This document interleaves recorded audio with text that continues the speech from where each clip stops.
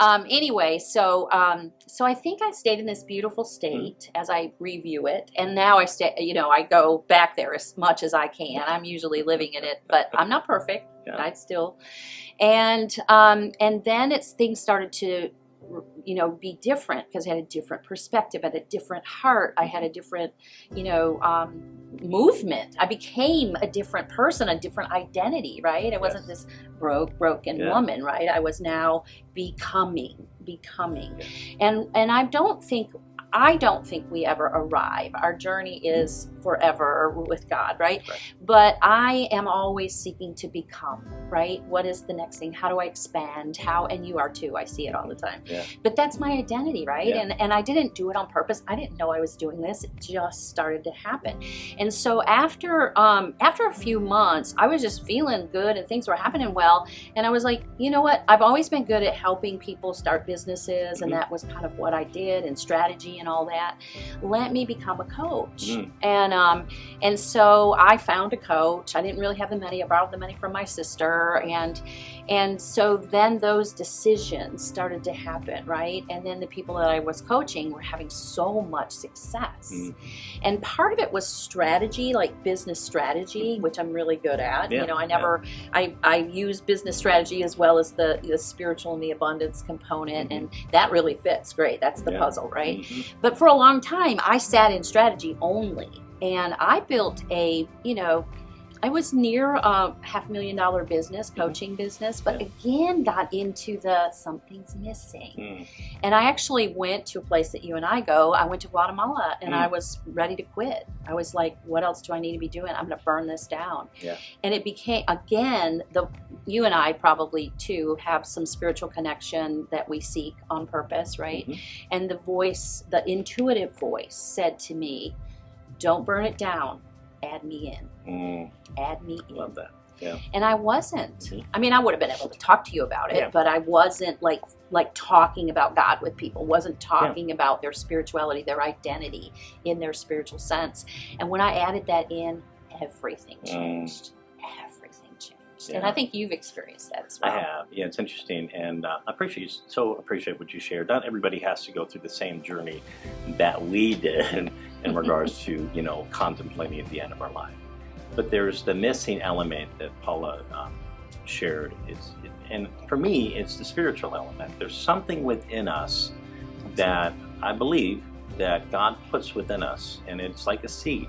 Yes. And He, at the time that it is ready to come out, God's going to give us that message. And it's interesting because you said also about identity. And I remember something that you said when you were going through that time. I think did you say that you said, I'm a loser? I used to say it every day. Yeah. There wasn't a day that went by. Yeah. And every once in a while that comes up in my my soul now, right? It's like, what? Where did that go? What? Exactly. And the reason that is so important, because the very things that we say to ourselves, we reinforce a belief system or an identity that we begin to live out. Absolutely. And there's a verse that comes to mind is, as a man thinketh in his heart, so will he be, or so shall he be. And it's like we have, the way that we're created is we think, and the thinking creates emotions. And often when we think negatively, like I'm a loser, I can't amount to anything, or I'm not loved, we begin to feel those negative emotions, which is, if anybody's ever heard of the term law of attraction, it works both ways.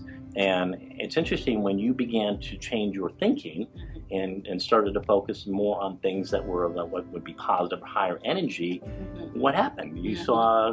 Oh, yes, right in front of me. It Yeah. happens all the time, right? Yeah. I mean, master manifestors, right? I mean, Exactly. one of my friends recently was on the beach with me, and she looked at me and she goes, Paula, will you teach me? And I was like, well, I love to teach. I'll teach you anything. What do you want to know? And she said, I want to be a manifesting mofo like you. Love that. And so I had to think for a minute, and I actually came up with a program teaching people how to jump in and use the same thing about beliefs, and our thoughts become behaviors. Right. Which become habits, right? And so when you on purpose go to the end of what you want, right? And our end keeps changing. Mhm. But the end of what you want, like right now, I just moved to my beach house that Yeah. I thought I was going to lose for Yeah. years and years and years. And one of the things I used to do in that house is I would stand in the house because I was so sad that I had this, my mother had worked out a deal with me that I could have this house as she retired, and I was so sad that I was going to lose it. It was like, I love the beach, I love Mhm. being here, this is my tree house, right? And I would stand there, and because I didn't want to feel sad about it, the only thing I knew what to do is to say, if I could, what would I do with this house? And I would imagine like Mhm. what I'd do with the kitchen, what I would do, blah blah blah. And I found myself in that house just a couple of years ago. The kitchen's exactly what I imagined. Yeah. The landscaping's becoming what I imagined. And it's so interesting how what you put in your mind. It is actually, God is there waiting to bless you with that. And so what you're putting in your mind is what is being created, Correct. right? We're the Yes. co-creators. Right. And it's not only just like, in an ethereal way, it's in a physical way. The hands and feet, our behaviors, our thoughts, Yes. they become habits. And the beautiful thing about it is every decision, every belief that we have, it doesn't have to be like uncovered in an ashram and therapy and years. We choose our beliefs every single second. Yes. Every single second. Now, I didn't know this when I was first on my Yeah. journey around the block, but with the flower, but Yeah. I know it now, but that is something that happened with me is I chose a new belief, instead of death, I choose life, right? And you can do that every moment. You don't have to wait to clear it out or figure it out or all that stuff, or get the money 1st. That's the worst decision. Yeah. Waiting. Yeah. And I love what you said also about living in a beautiful state. And it's interesting, this is kind of an epiphany for me I've had the last year, is so many of us, we allow our circumstances to dictate how we're going to feel, rather than deciding how we're going to feel. And whatever circumstances come, they're going to be. Those are things that most of the times are outside of our control.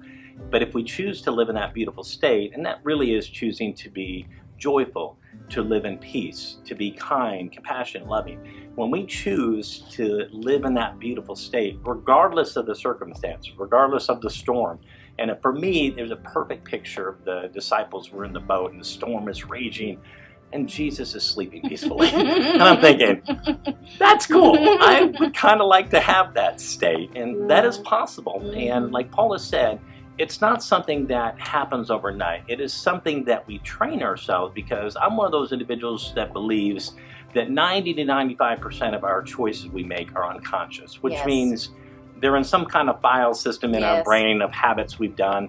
But in order to change, to transform our lives, we've got to bring them up to the conscious level, and we've got to take control of those thoughts. You got to face it. Yeah, exactly. And so it helped us understand a little bit more, because once you understood and got a hold of that beautiful state, and I liken it to what I would call a broken pipe. There's no alignment, so there's no flow. I laid new pipes. Correct. And so when you got into that beautiful state, it almost appears that you were in alignment with God's creation of what He created you to be. Yes. And then the very thing Got that on you were mission. Desiring, the abundance, flowed. Yes. And that's how it works, right? Yeah. Right? Exactly. So that's kind of a formula for how this works, right? This is how I work with people. And by the way, I've had mentors in my life to help me along. You've had mentors in your life to help you along. And if you're feeling the void, if somebody's like, tuning in right now, highly likely, you're feeling the void and you're figuring out, like, am I a consumer or am I a creator, and all that, or I want to be in this beautiful state. What does this mean? Find a mentor, check out somebody that can help you, so spend the next 20 years, in a spin, right? Because what's going on, and I'm going to answer your question, but what's going on in our world is that we receive so many messages every single day from our society and all of that, that are circumstantial, that we, only a percentage of people really get to their mission, Yeah. get to this in a fulfilling way, and having a mentor can really, really help, right? So what was the question? You remember? I can't remember the question exactly, but it was moving from the beautiful state and how that brought in abundance. So the formula is the beautiful state, right? So that, for me, this is mine, and everybody does have their own, journey, but generally, I think you could agree this is the formula. Yeah. So realize that there's a void, right? And there's something off, and that you're looking for something. That is your calling. That is your calling for you to remember the mission you agreed to before you were born. And then, because the game of life, it's a game, it's kind of funny that you forgot it as you were born, right? And so you spend the rest of your life trying to connect with God and get this, right? And you and God are like, your soul's like, let's do this, right? And so then you feel that offness, you feel that void, you recognize it, and then you go to, instead of looking at what's wrong and what's broken, which I think is our number one problem in our culture. What am I doing wrong? I don't trust myself, blah, blah, blah. If I could just get this right, it would be better. That is actually taking you down. That's shipwreck. Right? So if you could instead say, I'm going to choose to know that I don't even know if I totally believe this, but at least I see other people in abundance. I see other people doing okay. That's what I did. And then I don't know if I can get this belief. I don't know what all that is, but I'm going to know that other people got it. And let me see. So get yourself into that, get into a beautiful state, and then you can start from that beautiful state imagining what it is you really want, your definition of success. What is your clarity of success? We will be right back after these messages.